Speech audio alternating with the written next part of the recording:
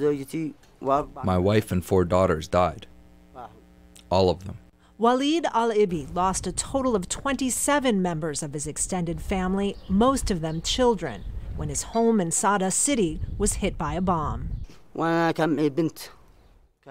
that night, someone came to ask for my daughter's hand in marriage. I didn't even have time to be happy for my daughter before the strike happened.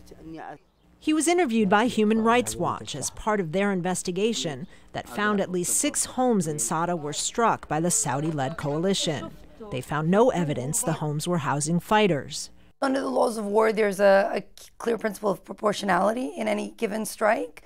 So the military target would have to be of such a high value that it would justify a high level of collateral damage. With a number like 27 civilian killed, it's very hard to see how that would be justified.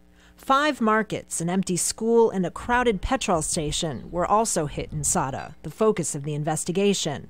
The coalition is attempting to prevent the Houthi rebel group from taking over Yemen's government.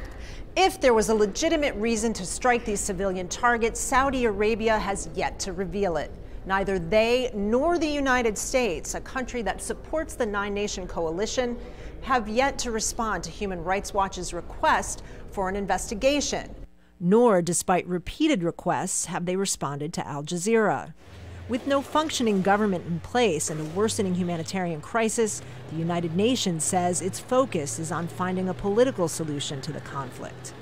From the perspective of the United Nations, all of the violence, all of the sort of destruction that we've seen is quite serious, which is why we're trying to push our efforts to get the parties to have a ceasefire or, at the very least, a humanitarian pause. In the meantime, Human Rights Watch says all sides in a complex and now long-running conflict must follow the rules of war.